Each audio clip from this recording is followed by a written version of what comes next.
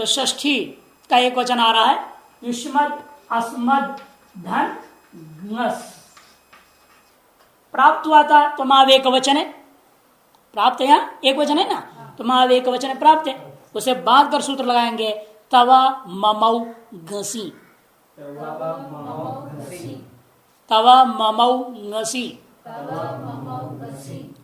तवा ममौ प्रथमा का द्विवचन, घसी सप्तमी का एक वचन।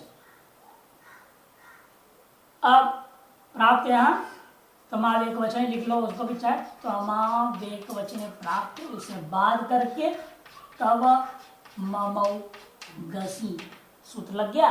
मपर्यंत भाग को ये भी क्या करेगा मपर्यंत, जब मपर्यंत भाग में हमेशा ध्यान रखना अलोंत्य से लगाना पड़ेगा प्राप्ति, और उसे निषेध करके अनेका अनेका इस सहायता से मपर्यंत तवादेश तव मम तव अद मम अद धन अस,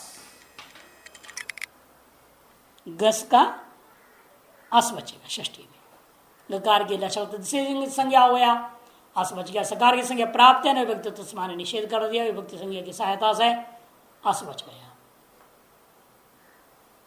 आनयोर मपर्यंत से तव ममोस्तो गसी वृत्ति एक आनयो मैंने युष्मद अस्मदो हो, युष्मद और अस्मद शब्दों को मपर्यंत भाग के, मपर्यंत भाग को क्या आदेश हो जाएगा तव और मम आदेश हो जाएगा गस प्रत्यय की प्रवृत्ति, गस प्रत्यय के परिवृत्ति।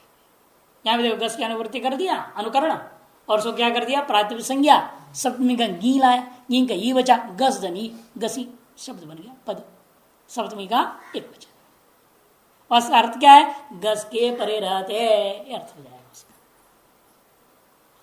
तो तव अद मम अद धन अस हो गया। इस स्थिति में अब क्या करेंगे इसको प्राप्त या आध गुणों से बात करके आकर्षण दीर्घ उसको बात करके अतो गुणे, वही प्रक्रिया है आध गुणा उसको बात दिया कहा स्वर्ण, उसको बात देता है अतो गुणे, तो रूप बना तवज ममद धन अस। गौर शीत का दृष्टांत आपको मिल रहा है अभी सर्वादेश करने के लिए। एक और गया है ना पहले शीत कहा, हाँ अष्टाभ्य औष, अष्टाभ्य औष में शकार अंत में था, इसे अंत में से संज्ञा हो गई, शीत हो गया हो तो सर्वादेश हो गया, नहीं तो जस के अंत में बैठ तो सकार की जगह पर वो बैठ जाता है कि नहीं। और अष्टा नहीं और सन में अष्टाभ्य पंचमी है इसलिए आकार की जगह बैठता, आकार को अवादेश हो जाता। अब शीत करने से क्या हुआ पूरे अस को लग गया अष्टाभ्यावश में। एक और आ रहा है शीत कर्ष अनेकाक्ष सर्वत्र में शीत के दृष्टांत आ रहा है युष्मद अस्मद्भ्याम गसोष,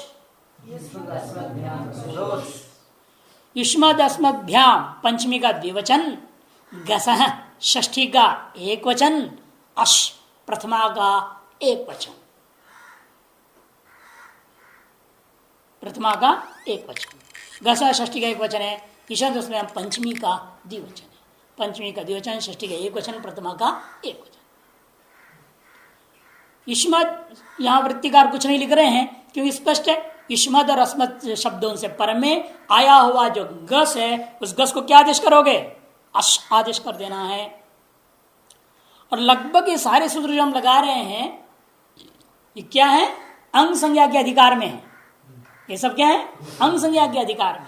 इसलिए अब ध्यान रखना है कि हमें शामिलों को क्या करना पड़ेगा, सबसे पहले युष्मद अस्मद नहीं यस्मात् प्रस्ताद प्रत्यंगम ये स्वरूप ध्यान में रखना है कि शब्द के 7-1 का 7-2 का है ना 7वें अध्याय के ये लगभग सारे सूत्र, इसलिए इन सब सूत्रों को लगाते वक्त आपको ध्यान रखना पड़ेगा कि यस्मात् प्रस्ताद प्रत्यंगम अंग संज्ञा शुरू में कर लेना सब रूपों में।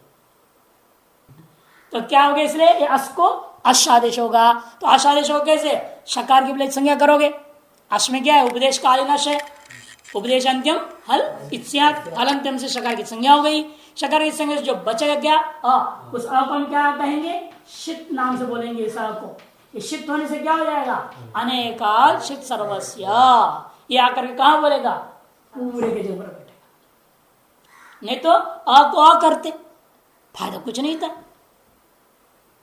क्योंकि युष्मद अस्मद्भ्याम पंचमी है, पंचमी जहां हुआ तस्माद तरस्य और आधे परस्य, जैसे आपने शसो नाम में लगाया था ना, आदि में बैठ गया आकार को नकार, वैसे आकार को आकार हो जाता। इतना ही है कि प्रत्यय स्वर निवृत्त हो जाएगा।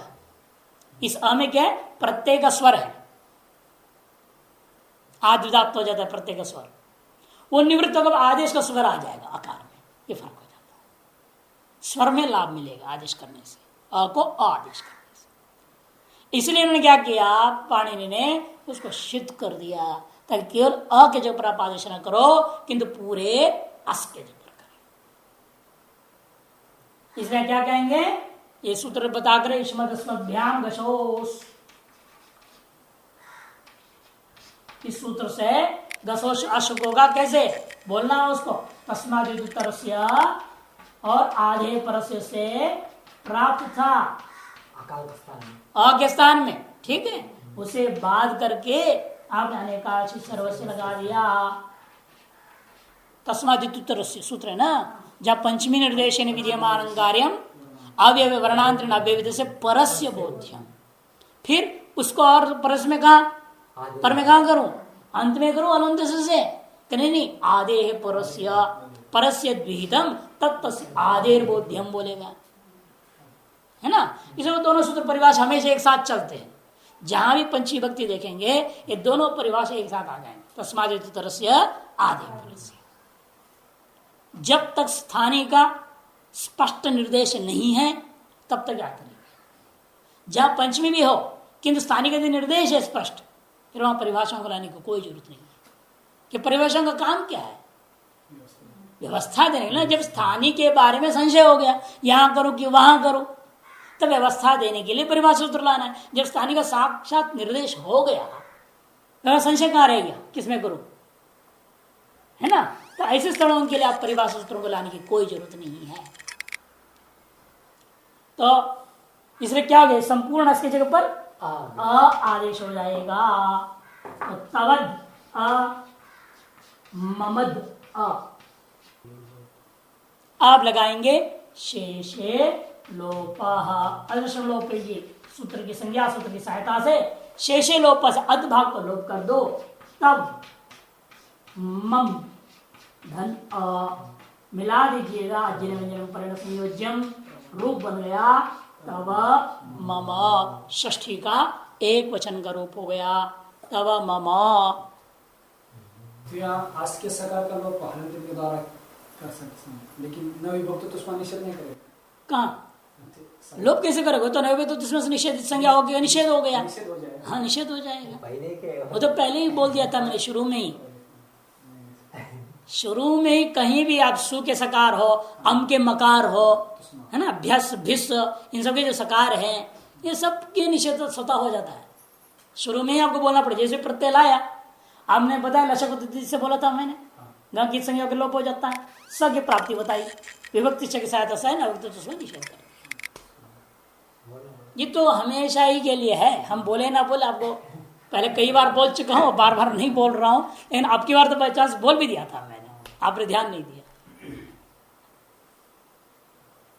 अच्छा, युष्मद अस्मद धन ओस आ रहा है, अब क्या आया, ओस, षष्ठी का द्विवचन में युष्मद अस्मद धन ओस। यहां पर पूर्व सब सूत्र लगेंगे, कोई नया सूत्र नहीं आना है। युवा वौ द्विवचन है, पढ़ा है ना पहले, द्विवचन के विवक्षा में युवा वौ द्विवचन है, पर्यंत भाग को यु और आवादेश हो जाएगा, तो वही पूर्वत अनेकाशी स्वर के आधार पर पर्यंत को युव अद आव अद धन ओस, ये हो गया युवाद ओस आवाद धन ओस। पूर्वतात गुण अकसरण दीर्घ एक दूसरे को बात देगा, अंत में अतो गुणे, इसे क्या करोगे, पररूप एकादेश, तो युवद आवद धन ओस। अब लगेगा योची, दकार को कर देंगे यकार, तो युवई आवई, धन और मिलाइएगा, सकार को ऋतुसर कर देंगे तो युवयो हो आवयो हो, षष्ठी का द्विवचन के रूप बन गए, युवयो हो आवयो हो, युवयो हो आवयो हो। अब षष्ठी का बहुवचन युष्मद् अस्मद् धन आ, बहुत ही यहां विलक्षण सूत्र है। अब आपको बच नहीं सकते, यहां शेषे लोपों का दूसरा अर्थ को समझे भी ना, इस सूत्र को समझ नहीं सकते। अंतिलोप पक्ष, शेष का एक अर्थ आपने बोली दिया टी, जो अपर्यंत भाग है, जिसको आप युवा आवा त्वा मा आह, है ना, ऐसा आदेश कर रहे हैं आप, है तो आहो सौ आदेश जो भी कर रहे हैं अपर्यंत भाग को जगह जगह पर आप कर रहे हैं, उससे जो बच गया वो शेष। एक तो यह भी अर्थ लिया है, एक तो यह अर्थ हो गया, शेष का मतलब अपर्यंत भाग से बाद जो बच गया वो शेष है, उसका अर्थ हो गया टी, बचा क्या हद, वो टी अर्थ हो गया। एक तो ये अर्थ हो गया, और दूसरा शेषे में जो ये तब अर्थ निकलेगा जब शेषे का अर्थ षष्ठ्यंत लोग है, शेषे को सप्तमी नहीं समझना फिर वहां, जब आप लघु में ही तो गड़बड़ी किया ना, इसलिए आत्मत्व भिन्न और नहीं बोला इन्होंने, जैसा हमने घटाया आपको आत्मत्व से भिन्न वो शेष है, उन प्रत्ययों के परे रहते, ये अर्थ हमने लिया, कि जैसा सूत्र सुना है अपने शेषे सप्तमी वही अर्थ हम ले रहे हैं। लेकिन जब वो अर्थ लोगे तब क्या होगा, यहां अध का लोप पूरे का नहीं हो सकता, यह मात्र का लोप होगा। अब शेषे को षष्ठी कर दोगे तब टी भाग का लोप हो गया, मपर्यंत के बाद जो बच गया, मपर्यंतस्य यो शेषः तस्य लोपः, ऐसा कर देंगे, मपर्यंत के बाद जो बचा क्या अध टी, उसका लोप हो, यह अर्थ निकलेगा। लेकिन अर्थ निकालने के लिए हमें क्या करना पड़ेगा, शेषे को बदल करके शेषस्य यह अर्थ करनी पड़ेगी, ठीक। ये आपके लघु का पक्ष है, तीलोक पक्ष में, लेकिन ये इसका असली अर्थ नहीं है कि शेषी सप्तमी का अर्थ भी परिणाम करना, विभक्ति परिणाम पर सब कुछ बदलना पड़ रहा है। और वास्तव शेषी का अर्थ क्या है, आत्व यत्व भिन्न, आत्व और यत्व का स्थल से जो भिन्न स्थल, आत्व के कितने थे 9, यत्व का 4, इससे भिन्न कितना बचा 8, ये अर्थ हमने ली थी, यही अर्थ असली है। भिन्न सप्तमी तो लेना है, भिन्ने परे, इससे भिन्न कौन है, 8 के परे रहते, तभी तो सप्तमी निकला, तब टीलोप नहीं अर्थ करेंगे, फिर अंतिलोप होगा, अंतिलोप होने पर ही सूत्र लगेगा। जब केवल द लोप की आप भी स्वीकार करोगे अर्थ शेषलोप सूत्र का, तभी इस सूत्र में चरितार्थ हो जाएगा सामाकम। सामा कैसे बोला, सुट प्राप्त ही नहीं युष्मत को, सुट प्राप्त होगा क्या, यदि टी लोप करोगे तो क्या होगा, युष्म हलंत हो जाएगा, सुट प्राप्त नहीं होगा। केवल द लोप करूंगा तो क्या होगा, युष्म अदंत रहेगी, आ में सर्वनाम सुट की प्राप्ति है। प्राप्त होने वाले उस सुट को पहले से बांधना चाहते हैं सूत्रकार, पढ़ेंगे, नहीं तो क्या होगा, थोड़ा पहले चर्चा कर लो, बाद में सूत्र लगाऊंगा तब समझ में आएगी।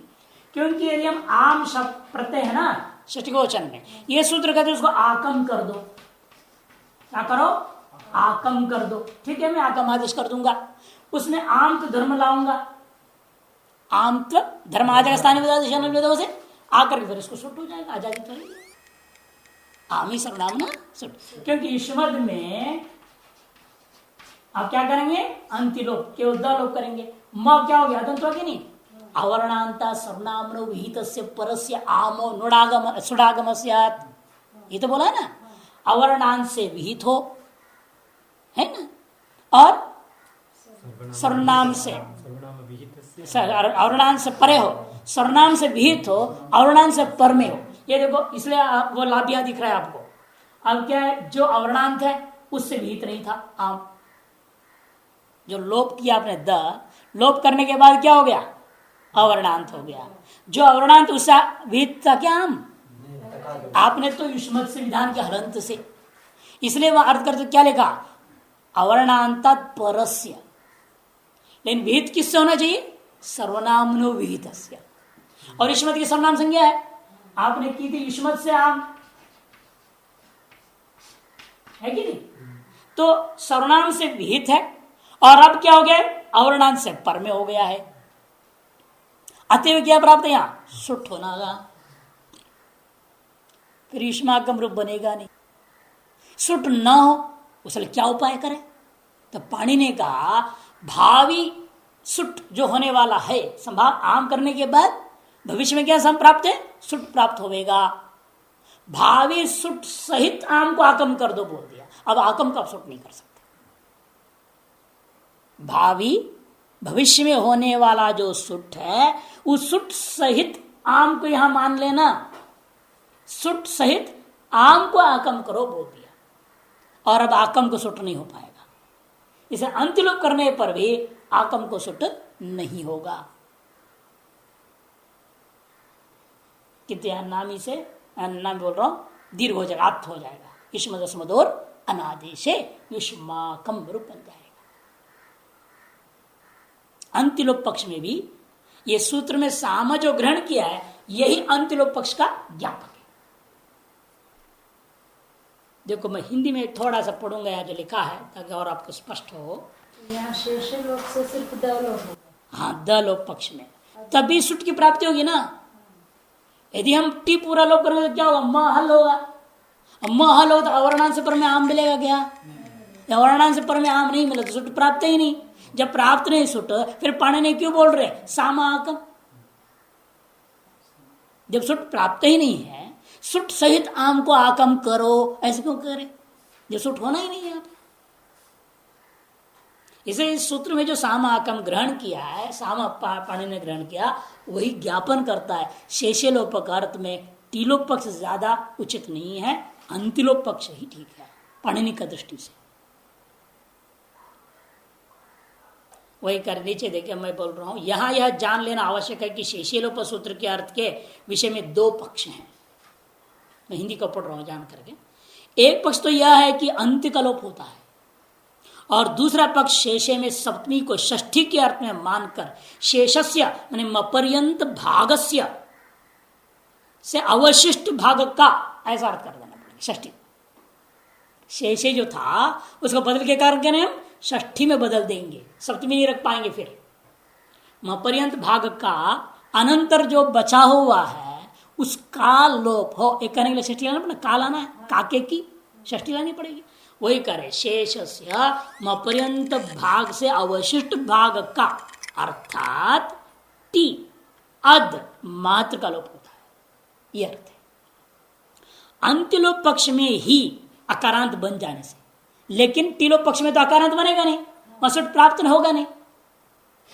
इसे टीलोप पक्ष की अपेक्षा से अंत्यलोप पक्ष क्यों ज्यादा ठीक है वो समझा रहा है, क्योंकि अंत्यलोप पक्ष में ही अकारांत बन जाने से, जब हम केवल द को लोप करेंगे तो क्या हो जाएगा, ये म अदंत हो जाएगा, अकारांत हो जाएगा। अकारांत बन जाने से सुट की प्राप्ति है।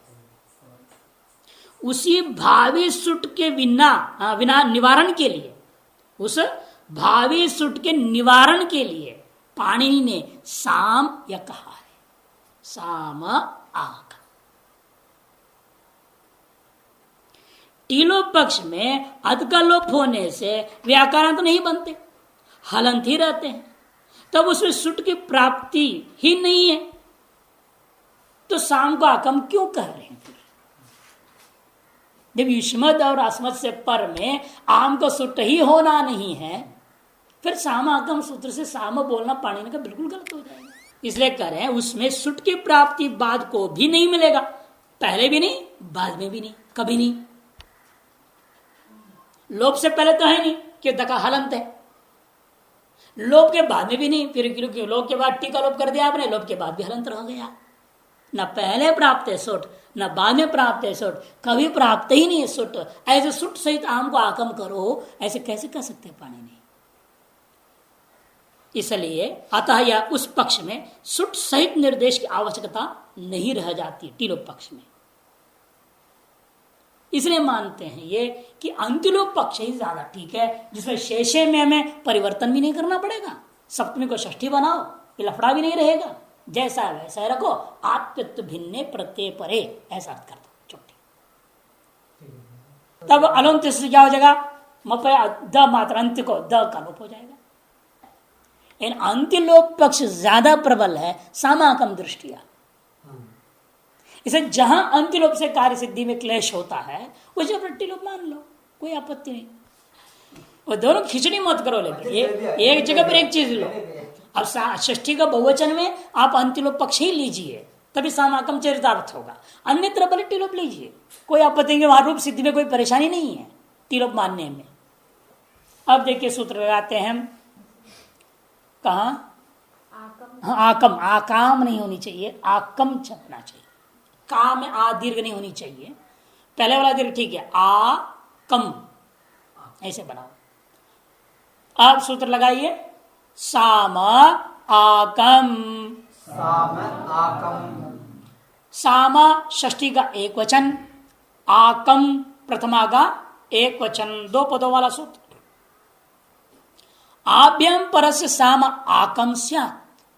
इन दोनों से मैंने युष्मद और अस्मद शब्दों से पर में आया हुआ जो सामा है उसको क्या आदेश होगा, आकम आदेश होगा। यह अनेक काल तक सर्वादेश हो जाएगा। आकम में तीन अल है ना, आ क नहीं चार, आ क अ म चार।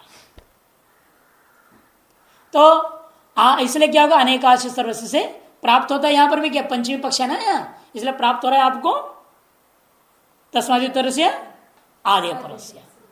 ये प्रत्याशा से आया, उस आते पर में बोल, आम को बोल दिया, तो अलंत से क्या मग करो, पर में भी मग करो, तो आधे पर से नहीं आ को करो।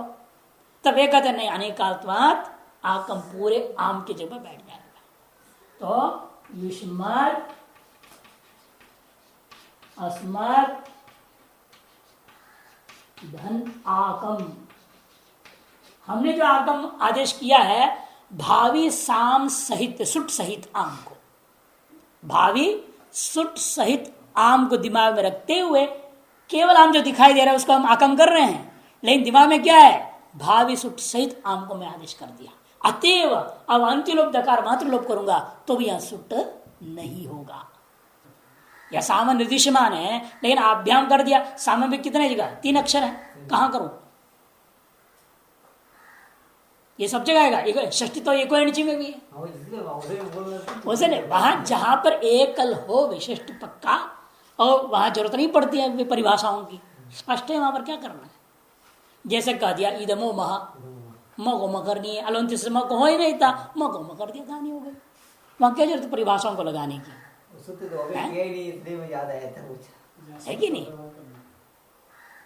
और वो भी था ना एक सम्राट है, सम्राट जहां बनाया था, क्या सूत्र था कि बंदे राज तो परे, अर्थ क्या था, मोर राजी समाक। अब वहां भी स्पष्ट है, स्थानीय वानी सर, वहां क्या परिभाषा को लगाओगे। जहां बिल्कुल स्पष्ट हो रहा है इसी अक्षर में करना है, मालूम है आपको, फिर वो परिभाषा को लाने की क्या जरूरत है। अब यहां पर आम भी दो अक्षर है, तो इसलिए संशय संभव है षष्ठी होने पर भी। तभी उसके परिभाषाएं आएंगे, समाधान कर व्यवस्था दे दिया। तो पहले तस्मात् से पर में करो बोला, पर में भी किसको करो, अलंत्य से आता है म को करो, उसको बाद करके आधे पर से नहीं आ को करो, फिर अनेकाश्र से का संपूर्ण के स्थान में कर दो। तो इसलिए सामागम अलंत्य अनेकाल सर्वस्या की सहायता से संपूर्ण की जगह पर आदेश हो गया। युष्मद् अस्मद् धन आकम।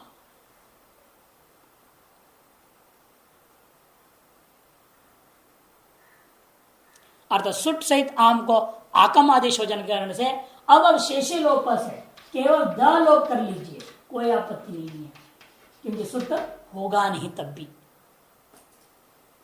युष्म अस्म हलत नहीं करना है, धन आकम।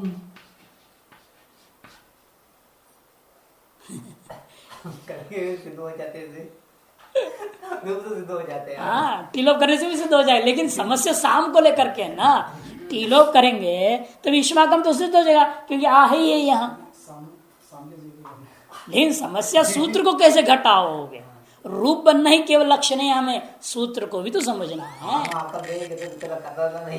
झंझट नहीं था, लेकिन आम आगम का समस्या दूसरी जगह आती। इसी ने ज्ञापन किया आमी सरनासुट की वृत्ति। आमी सरनासुट की वृत्ति बहुत ही, उस दिन में भी नहीं समझाते तो बोला था, दो विलक्षण बात कहा है उसने। सर्वनामनो विहितस्य अवर्णांत से परस्य। ये क्यों कहा?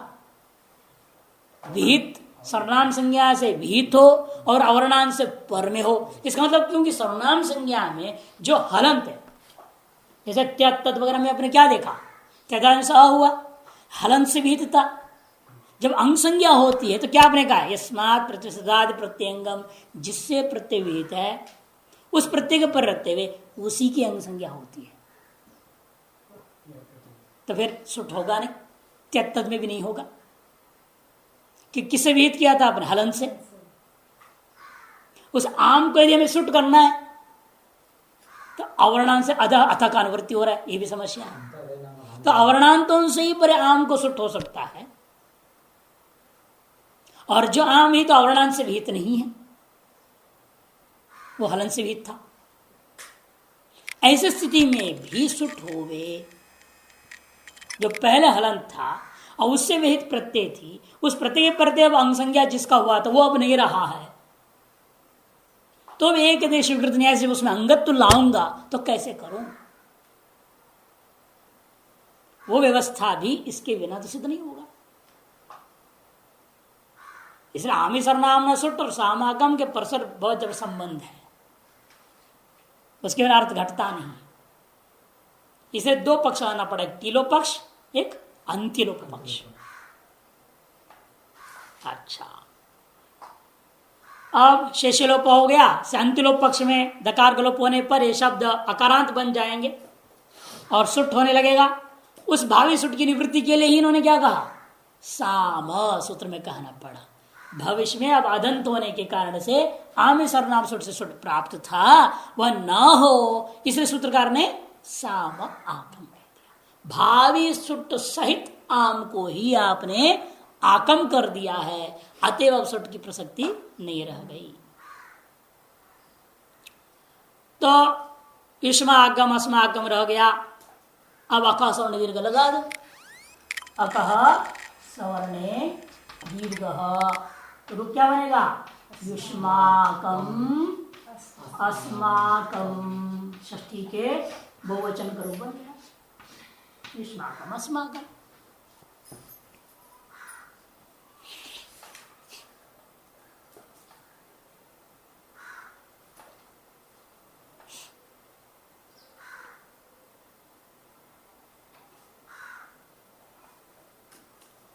अब सप्तमी में कोई विशेष सूत्र वाने नहीं है। सप्तमी के पूरे में पूर्व सूत्रों को ही हमें लगाते जाना है। देखिए सप्तमी क्या आ रहा है अभी पहले? नी, एक वचन में युष्माद अस्मदन नी। सप्तमी के एक वचन में नी, नी का बच गया ई। ठीक, अब मपर्यंत भाग को आप लगाएंगे तो वेक वचने अद म अद धन ई हो गया।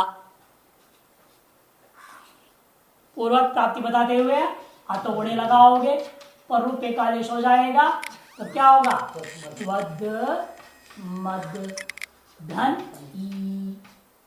अब लगाएंगे योची, दकार होगा यकार, त्वयी मई धन ई। अज्जन व्यंजन परिण संयोज्य त्वयी मई। सप्तमी के एक वचन के रूप बन गए। युष्मद का त्वयी बनेगा और अस्मद में मई बनेगा, त्वयी मई। द्विवचन में तो षष्ठी का द्विवचन में जैसे किया था वैसे ही होगा। क्या किए थे वहां? युष्मद् अस्मद् धन ओस है, ठीक है ना। युष्मद् अस्मद् धन ओस यस्मात् प्रतिशतात् प्रत्यय अंग संज्ञा की सहायता से युवावौ द्विवचने युवा अद आव अद धन ओस अतो गुणे से प्रयोग कर लीजिए। तो युवद आवद धन ओस,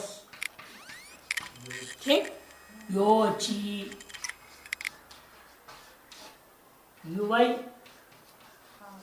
आवई धन ओस मिला करके सकार को वृत्त विसर्ग कर देंगे तो युवयो आवयो ये रूप बन जाएगा। युवयो आवयो। अब अंतिम रह गया युष्मद् अस्मद् का बहुवचन सप्तमी में। सप्तमी का बहुवचन आपका है सुप। सुप में पकार का हलंत संज्ञा होकर चला गया, सु बच गया। युष्मद् अस्मद् धन सु, युष्मद् अस्मद् धन सु। इस अवस्था में कोई विशेष कार्य है नहीं, केवल एक ही सूत्र लगना है। युष्मद् अस्मद् दो रणादेश है। आत्म पक्ष वाला है ना ये स्थान। युष्मद् अस्मद् दो रणादेश सूत्र से दकार को आकार देना। युष्म आ अस्म आ धन प्राप्ति बता के आत्मगुण वगैरह का आकाश और दीर्घ से दीर्घ कर देंगे। इसके भी सहायक सूत्र सब है ना। आकाश और दीर्घ क्या क्या सहायक सूत्र होते हैं? आकाश और दीर्घ में सहायक सूत्र कौन कौन? उकालो दीर्घ प्रतः तुल्या से प्रयत्न स्थाने अंतरतम है ना। इनकी सहायता से क्या हुआ? और मिल के आ हो गया। युष्मा अस्मा धनसु। अब मिला दीजिएगा तो रूप बनेगा युष्मासु अस्मासु, ये रूप हो गया। तो पूरे सभी रूप आपके युष्मद् और अस्मद् का बन गए। बहुत बड़ा काम हो गया। एक और छोटा काम इसके बाद है, अनुवाद युष्मद् अस्मद्।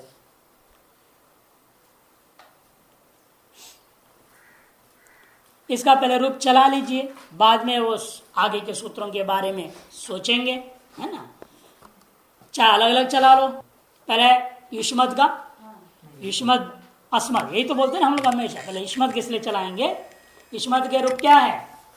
त्वम युवाम यूयम, त्वाम युवाम युष्मान, त्वया युवाभ्याम युष्माभिः, तुभ्यम युवाभ्याम, तुभ्यम में युवाभ्याम युष्मभ्यम, त्वत् युवाभ्याम युष्मत्, तव युवयोः युष्मागम, त्वयि युवयोः युष्मासु।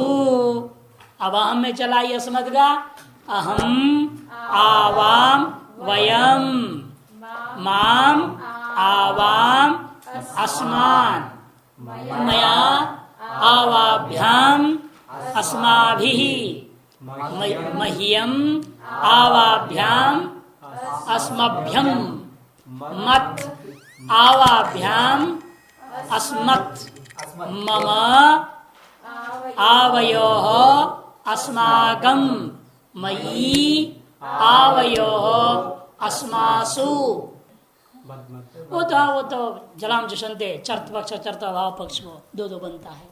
युष्मत् में भी दो बने, युष्मत् युष्मद्, अस्मत् अस्मद्, ये दो बोलना चाहिए। ये आपका बन गया युष्मद् और अस्मद् का रूप। अब इन्हीं रूपों में यदि श्लोकों में रूप प्रयोग करना पड़े और श्लोक में मान लो इसको बीच में हम प्रयोग कर रहे हैं और इसके अक्षरों के कारण से सारा छंद बिगड़ रहा हो, तब छोटी छोटी चीज में ऐसे आदेश कर देंगे, इस श्लोक भी सही हो जाएगा और अर्थ इसी का निकल जाएगा। क्या क्या आदेश होगा, किन किन जगहों में होगा, वो सारी चीजों के लागे 4 सूत्र है, 3 1 2 3 4 सूत्र आएगा।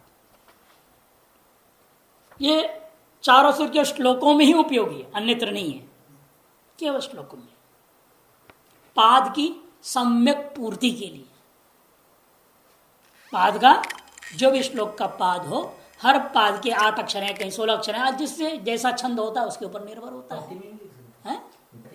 अरे पद्य होता है श्लोक, गद्य में नहीं होता है, गद्य में आदेश नहीं करने का, पद्य में ही होगा, श्लोक ही होगा। युष्मदस्मदोः षष्ठी चतुर्थी द्वितीयास्थयोर वान्नावौ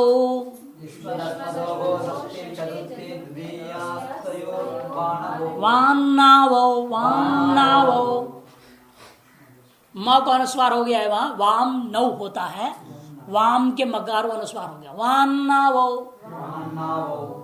युष्मदस्मदोः षष्ठी का द्विवचन है, षष्ठी चतुर्द्वितीयास्थयो, ये भी षष्ठी का द्विवचन है। वान्नावो प्रथमा का द्विवचन है, 3 पदों वाला यह सूत्र है। षष्ठी चतुर्थी और द्वितीया विभक्तियों से युक्त जो युष्मद और अस्मद का रूप, वान्नावो, हाँ प्रथमा का द्विवचन है ये, क्योंकि ऐसा है ना, आदेश जो हो रहा है वाम शब्द है और नौ शब्द है, 2 है ना, 2 होने से आप द्विवचन लाओगे, औ प्रत्यय ही नहीं आएगा। जो औ प्रत्यय दिया वो इसको ले चलो, आव आदेश हो गया, और म को अनुस्वार कर दो तो कैसे लिखेंगे, यूं वो अनुस्वार हो गया, ये न आवादेश, वह में औ मिल गया, आगे ना वाम वो बना कि नहीं बना। ये प्रथमा का द्विवचन, 2 वस्तु होने से 9 शब्द है, 9 प्रातिपदिक है, वहां 9 में या 9 का नहीं लेना है, वो 9 का रूप नहीं चला रहे हम यहाँ, 9 है यहाँ पर एक आदेश है, 9 एक आदेश हो रहा है। किसको आदेश हो रहा है, कब होगा, कहाँ होगा, कैसे होगा, सब बताएंगे अभी, ठीक है ना। पदात् परयोर अपादादौ स्थितयोः षष्ठ्यादि विशिष्टयोः वाम नौ इत्यादेशौ स्तः। जैसे मान लीजिए कोई श्लोक है, वो 4 पादों में होता है ना, अधिकतर सभी श्लोक 4 पादों में होता है। ये क्या कहता है, पहला कोई पद, मान लो अनेकों पदों से बना है श्लोक, पदात् परयोः, पहले में नहीं हो सकता, युष्मदस्मद दूसरे में आनी चाहिए। पदात् परयोः, और भी स्पष्ट करते हैं, ये पद इसके बाद आ रहा है ना, अपादादौ, पाद के आदि में नहीं होना चाहिए, पाद के आदि में ना हो, अनेकों शब्द हैं तो पाद के आदि में ना हो, लेकिन किसी न किसी पद से पर में बने, अगला ही नहीं होना चाहिए, दूसरा तीसरा कहीं भी हो सकता है, अंत में भी हो सकता है, पाद में पहला नहीं हो सकता, क्योंकि पाद के आदि में निषेध कर दिया, और पद से पर में होनी चाहिए, इसलिए पदात् परयोर अपादादौ स्थितयोः, ऐसे स्थलों में स्थित जो षष्ठी चतुर्थी अथवा द्वितीया, षष्ठ्यादि विशिष्टयोः, षष्ठी आदि विभक्तियों से विशिष्ट जो युष्मद् अस्मदोः, युष्मद् और अस्मद् शब्द के रूप, उनको क्या आदेश हो जाएगा, वाम नौ इत्यादेश होता है। इस सूत्र के हिसाब से क्या है, एक वचन हो, द्विवचन हो, बहुवचन हो, सब जगह वाम नौ आदेश होना प्राप्त हो जाता है। लेकिन आगे के जो सूत्र है वो कहेंगे नहीं नहीं, ये सब जगह नहीं करना, ये केवल द्विवचन के लिए बच जाता है। षष्ठी का द्विवचन, चतुर्थी का द्विवचन, द्वितीया का द्विवचन, क्योंकि आगे अगला सूत्र देखिए बहुवचनस्य आ रहा है, उससे अगला देखिए ते मया वेकवचनस्य। इसलिए षष्ठी चतुर्थी और द्वितीया का जो द्विवचन है, इनके जगह पर केवल वाम युष्मद् का रूप हो तो, और अस्मद का हो तो 9 आदेश होगा। और उन्हीं षष्ठी चतुर्थी और द्वितीया का बहुवचन का रूप हो तो अगला सूत्र कहेगा वस नस आदेश करना। उससे अगला सूत्र क्या आता है, उसी षष्ठी चतुर्थी और द्वितीया का एक वचन का रूप हो, कहा यही कंडीशन, पाद के आदि में ना हो, पद से कहीं ना कहीं एक पूर्व पद होना चाहिए, पद से पर में होनी चाहिए, ये सब नियम जो है वही नियम रहेंगे सारे। तब क्या आदेश होगा, एक द्विवचन का रूप हो तो वामनो, एक वचन का रूप हो तो ते में, और बहुवचन का रूप हो तो वस नस आदेश होंगे। अगला सूत्र भी देख लीजिए, इसलिए दोनों को नहीं, वो आएगा एक सूत्र अपवाद सूत्र करेगा। अभी मैं जनरल बोल रहा हूं ना, सामान्य सब बोल दिया हमने, फिर इसके अपवाद बोलूंगा। एक सूत्र आएगा त्वामौ द्वितीयाया, है ना, द्वितीया का एक वचन मात्र में अपवाद करना है ना, ये इसका अपवाद हो जाएगा। अभी तो एक जो ये सूत्र ने तीनों इकट्ठा ले रहा है, आगे भी तीनों इकट्ठा ही लेंगे। देखो हमने 3 सूत्र की क्यों चर्चा कर रहा है, अपवाद सूत्र की भी चर्चा नहीं है। 3 सूत्र दूसरे में देखो क्या बोल रहे, बहुवचनस्य वस्नसौ, बहुवचनस्य वस्नसौ, बहुवचन से षष्ठी का एक वचन, वस्नसौ प्रथमा का द्विवचन। वसनस था औ प्रत्यय आया, वसनसौ बन गया, मिला दिया हालत में। उक्त विधयो रनयो, देखो उक्त विधयो उक्त विधयो का मतलब क्या, पदात् परयो अपादादौ स्थितयो अनयो युष्मदस्मदो षष्ठ्यादि बहुवचनान्तयो, आगे ना, षष्ठी आदि से चतुर्थी द्वितीया, इन तीनों के बहुवचनांत विभक्त्यंत शब्द होंगे तो वस नसौस्तः, वस और नस क्रमशः आदेश। ठीक इसी तरह देखिए अगला, ते मया वेकवचनस्य, ते मया वेकवचनस्य, मया एक वचन से मया वेकवचन से, गलत बोल रहा है। ते मयो प्रथमा का द्विवचन और एक वचन से षष्ठी का द्विवचन, एक वचन, ते मयो प्रथमा का द्विवचन और एक वचन से षष्ठी का एक वचन। वह यहां पर वही नियम देखिए, उक्त विधयो रनयो हो, उक्त विधयो माने पदात् परयो अपदाद्यो स्थितयो युष्मदस्मदो षष्ठी चतुर्थी एक वचनांत। अगला सूत्र को ध्यान में रखते हुए बोल दिया इसने, नहीं तो अनुवृत्ति के अनुसार क्या है, षष्ठी चतुर्थी द्वितीया सभी का एक वचन का क्या होता है, ते में एतौस्तः, एक वचनांतयो ते में एतौस्तः, ते में आदेश हो जाएगा। लेकिन आप कहेंगे अगला सूत्र षष्ठी चतुर्थी द्वितीया सभी का एक वचन को मत करो, केवल षष्ठी और चतुर्थी का एक वचन में ते में आदेश कर देना, और द्वितीया का एक वचन में क्या करना, तो अगला सूत्र उसका अपवाद करेगा। क्या कह रहा है देखो, त्वा मा आदेश करने बोलेगा, त्वा मा, त्वा और मा, क्या अनुवृत्ति सिर्फ एक वचन में, द्वितीय का एक वचन में, केवल द्वितीया का ही एक वचन में प्राप्त है ते में आदेश होना सामान्य रूप में पूर्व सूत्र से, उसको बाकी कहेगा नहीं, द्वितीया का एक वचन में अब त्वामा कर दो, ते में को नहीं करना। देखिए अगला सूत्र, त्वामो द्वितीयायाः,